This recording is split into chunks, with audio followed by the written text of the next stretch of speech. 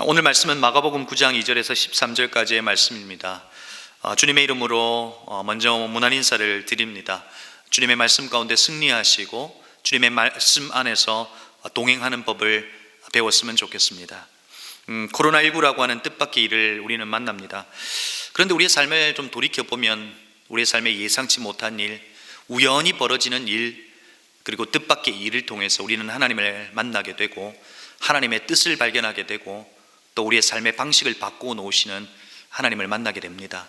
이 시간을 통해서 하나님의 말씀을 묵상하시고 그 말씀이 하루하루를 살게 하시는 그 놀라운 은혜를 경험하는 저와 여러분이 되기를 주님의 이름으로 축복합니다. 우리는 사순절 두 번째 주일 기간을 보내고 있습니다. 마가복음을 통해 예수 그리스도께서 가신 길을 함께 걸으며 가고 있습니다. 그곳에서 예수님을 만나고 예수님의 소원을 듣고 보고 그 길을 가고 있다는 것이죠. 예수님께서는 이 땅에 오셔서 자기를 증명해 보이셨습니다. 우리 9장 앞장인 8장의 말씀을 볼 때 4,000명을 빵으로 먹이시는 것을 보게 됩니다. 하나님께서 자기 자신을 오병이어의 사건과 함께 증명해 보이는 겁니다. 내가 하나님인 것을 보여주고 있는 것이며 하나님의 나라가 이런 곳이다 하는 것을 알려주고 있는 겁니다. 베스다의 명인의 눈을 뜨게 하시면서 또한 그분이 하나님이시면 증명해 보이시고 계십니다. 함께한 제자들에게 그들의 영적인 눈이 열려 예수님을 보기를 원한다라고 하는 메시지도 그곳에 담겨 있는 것이지요. 그런 제자들에게 기대하는 마음으로 주님이 질문을 던지십니다. 네가 나를 누구라 하느냐? 모두가 머뭇거리고 있을 때 베드로가 대답을 합니다. 주는 그리스도십니다. 주가 듣고 싶어 했던 대답을 하고 있는 겁니다. 그러나 베드로의 주 되심과 예수님이 생각하시는 주 되심이라고 하는 생각은 달랐던 겁니다. 베드로는 정치적 왕으로서의 주를 기대했고 예수님은 십자가를 통과해야 하며 믿음이라고 하는 방식으로 주 되실 수 있기에 베드로와의 생각은 달랐던 겁니다. 주님은 보여주시고 말씀하시면서 자기 자신을 증명해 보이시고 말씀하고 있지만 그들은 알지 못했던 겁니다. 이런 제자들을 향해서 반복적으로 하시는 말씀이 무엇입니까? 너희가 아직도 깨닫지 못하느냐? 깨닫지 못하는 제자들에게 주님은 십자가를 져야 한다고 말씀하십니다. 고난을 받아야 한다고 말씀하고 있는 겁니다. 나를 따르는 길은 영광이 아니라 고난이다 하는 이야기를 하고 있는 겁니다. 도저히 이해할 수 없는 말씀을 주님께서 말씀하고 있는 겁니다.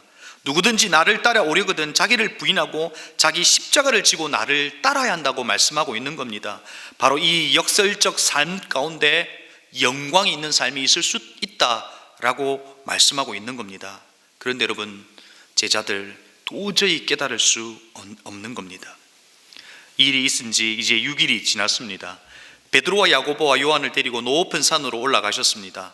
장로들과 대제사장들과 서기관들에게 버림받아 죽임을 당할 것이다 라고 말씀하십니다. 예수님께서 이제 영광스러운 모습으로 이 제자들에게 나타나신 겁니다. 온몸에 광채가 있습니다. 그곳에 엘리야와 모세와 함께 있는 것을 목격합니다. 베드로가 고백합니다. 우리가 여기에 있는 것이 좋겠습니다. 우리가 초막셋을 지어서 하나는 랍비님, 하나는 모세를, 하나는 엘리야를 모시겠습니다 라고 이야기합니다.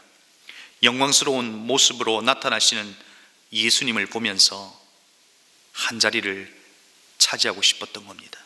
이 세상에서 누릴 수 있는 그 영광스러운 자리를 차지하고 싶었던 겁니다. 제자들은 십자가가 아닌 영광을, 성공을 기대하고 있는 것입니다. 그런데 여러분, 이 모습은 누구의 모습입니까? 제자들의 모습이라기보다 우리의 모습일 수 있다는 겁니다. 그런데 여러분, 주님은 내가 누구이신지를 제자들에게 말씀하고 있는 겁니다. 변화산의 이 사건을 통해서 우리가 장차 맞이하게 될 내일에 대한 이야기를 하고 계시며 예수님이 당신이 누구신지를 계속해서 증명해 보이시고 있다는 겁니다. 장차 우리가 경험하게 될 영광스러움을 미리 보여주고 계신 것입니다. 그런데 여러분, 우리가 장차 맞이하게 될 이 영광스러운 모습은 어떻게 얻을 수 있습니까?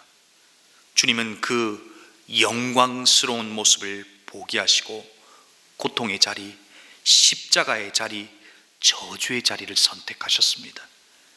왜 그렇게 하신 것입니다? 우리에게 그 영광스러운 하나님의 나라를 주시기 위해, 우리가 장차 맞이하게 될 그 영광스러움을 우리에게 허락하시기 위해 주님은 고난과 저주와 십자가와 죽음의 길을 선택하신 것입니다. 사랑하는 성도 여러분, 오늘 사순절을 지나면서 오늘 우리가 이 말씀을 보면서 우리는 무엇을 기억해야 합니까? 우리가 장차 맞이할 이 영광스러움은 예수 그리스도의 십자가로 주어졌다는 겁니다. 그 십자가를 깊게 묵상하며 하나님 나라의 영광스러움을 기대하며 하루하루를 살아가는 저와 여러분이 되기를 주님의 이름으로 축복합니다. 이 시간 함께 기도하고 싶습니다. 특별히 이 시간 기도할 때 우리 코로나19로 드러난 이단의 실체를 보았습니다. 그 민낯을 보았습니다. 여러분, 저는 아주 오래전 이단에서 고통받고 있는 이들과 함께 성경 공부를 한 적이 있습니다. 그 가족들과 함께 성경 공부를 한 적이 있습니다. 여러분, 그들의 마음이 어떤지 아십니까? 늘 공허함 가운데 있는 것을 보게 됩니다. 고통 가운데서 있는 것을 보게 됩니다. 6년이 지나고 7년이 지나도 그 마음의 빈 공간을 채울 수 없습니다. 왜냐하면 자기의 자녀가 이단으로 가 있기 때문에 그렇습니다. 오늘 이 시간 여러분, 이 땅에 200만이 이단입니다. 이단의 피해자 가족들과 또 이 민낯이 드러나게 하시고 이단으로부터 성도들이 돌아올 수 있도록 주님 역사해 달라고 함께 기도했으면 좋겠습니다. 기도하겠습니다. 아버지 하나님, 이 시간 기도합니다. 코로나19로 이단의 민낯을 보게 하셨습니다. 고통하고 있는 이들이 얼마나 많은지 모릅니다. 그 고통 속에 있는 피해자 가족들을 지켜주시고 진리를 알지 못한 채 살아가는 이들이 주님의 진리 속으로 다시금 돌아올 수 있게 하여 주옵소서. 하나님의 영광스러운 그 내일을 바라보며 하루하루 걸어가게 하시고 우리의 삶에 일어난 이 뜻밖의 일을 통해서 오히려 하나님의 뜻을 발견하게 하여 주옵소서. 감사하며 예수님의 이름으로 기도합니다.